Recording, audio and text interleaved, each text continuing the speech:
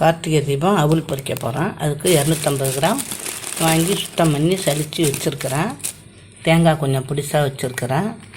இதால் அந்த அவல் அளந்து பார்த்தா 5 கப்பு வரும். நான் 1.5 கப்பு வெல்லம் வச்சுருக்கிறேன். அதுக்கு ஏலக்காய், சுக்குத்தூள், 1 ஸ்பூன் எள், கொஞ்சம் முந்திரி உடச்சி வச்சுருக்கிறேன். இப்போ நான் எல்லாமே வறுக்க போகிறேன்.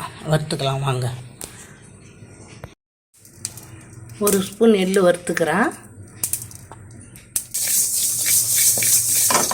1 ஸ்பூன் நெய் ஊற்றிருக்கிறேன். இந்த முந்திரியை வறுத்து எடுத்துக்கலாம். பாருங்கள், அந்த முந்திரி வறுத்த நெய்யிலே தேங்காயும் வறுத்துக்கிறேன். அவலை கொட்டி ஒரு சூடு பண்ணி எடுத்துக்கலாம். நல்லா வறுத்ததும் எடுத்துக்கலாம். கொஞ்சம் நல்லா சூடு ஏறட்டும். இங்கே இருங்க. இந்த மாதிரி வரும்போது நம்ம இறக்கிடலாம். எல்லா அவளையும் இந்த மாதிரி வறுத்து நம்ம கொட்டிக்கலாம். இது அடுத்து இன்னும் கொஞ்சம் கொட்டி இருக்க பொரியுது. ஒரு 2 டேபிள் ஸ்பூனு பொட்டியில் போட்டுக்கிறோம். அதையும் வறுத்துக்கலாம். லேசாக வறுத்தா போதும்.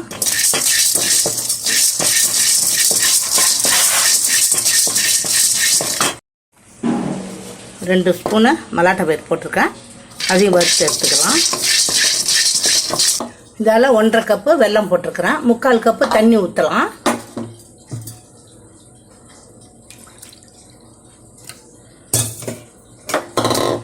பாருங்கள், 3/4 கப்பு தண்ணி ஊற்றுறேன்.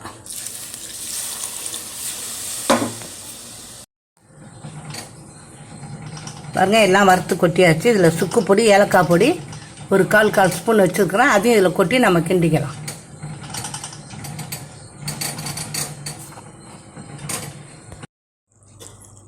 பதம் பார்க்கலாம். பாருங்கள்,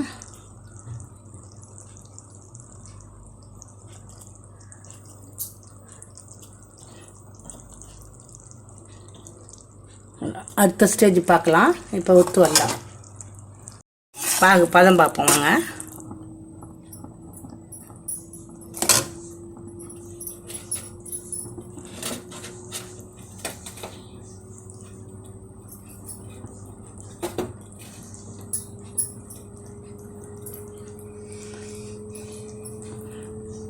இதை மாதிரி இருக்கணும். நம்ம அதிர்ச பாவு மாதிரியே இருக்கணும். அப்போ தான் இது சரியாக இருக்கும். பாகு காஞ்சிட்டு ஸ்டவ் நிறுத்திடலாம். கொட்டு பாருங்கள், இதே மாதிரி தான் கொட்டி கிண்டிடணும்.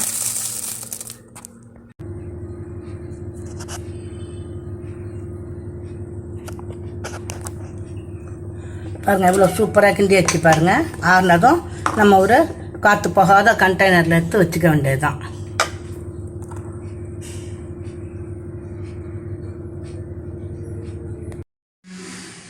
பாருங்கள், நான் 1/4 கிலோ அவல் கிண்டுனா அதில் எத்தனை ஏனம் வந்திருக்கு பாருங்கள். நல்லா டைட்டான ஏனத்தில் போட்டு நல்லா மூடி வச்சுருக்குறேன். இந்த 2 பாருங்கள், பக்கத்தில் இன்னும் 2, மொத்தம் 4 பாக்ஸில் போட்டு மூடி வச்சுருக்கேன். இதேமாரி நீங்களும் செஞ்சு பாருங்கள். சப்ஸ்கிரைப் பண்ணுங்கள், லைக் பண்ணுங்கள், ஷேர் பண்ணுங்கள்.